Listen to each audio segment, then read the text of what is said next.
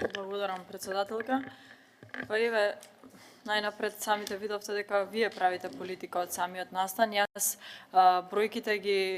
ценам, барем од она кое што доволно еве се познаваме досега во парламентот. Знаете дека сум една од личностите кои што секој пат ги гледа бројките, ама сакам и да ги коментирам бројките за тоа што значат во реалната работа и треба да ја пресликаат работата на самата институција. Ние и поднос на самиот извештај, она кое што го очекувавме од страна на Комисијата за жалби по јавни набавки, истакнавме и во минатите дебати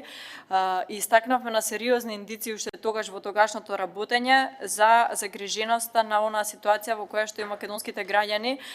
упатува и тогаш за склучените тендери во 4 очи фаворизирање на конкурентот и тогаш немавме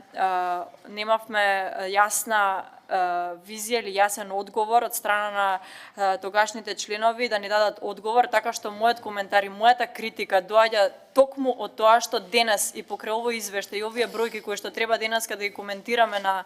самава комисија е што е оневозможено присуството од страна на председателот на комисијата за да ги поставиме вистинските прашања. Така што мислам дека треба малку повеќе да се цениме пред се тука како пратеници во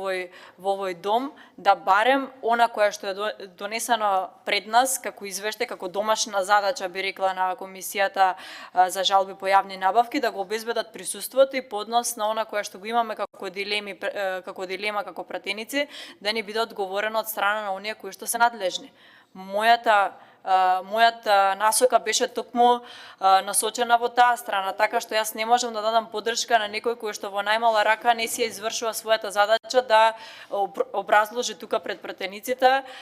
поднос на целата негова работа која што е дојдена пред нас да ја разгледуваме. Апсолутно бројките се секогаш мерило за одредена успешност или неуспешност, но јас за овие бројки морам да поставам одредени прашања за однос на тоа што стои за тие бројки, отворени прашања кои што бевме спремни да ги поставиме до председателот на комисијата, но за жал го немаме неговото присуство. Така што во овој дел немам што друго да додадам, освен на тоа дека треба да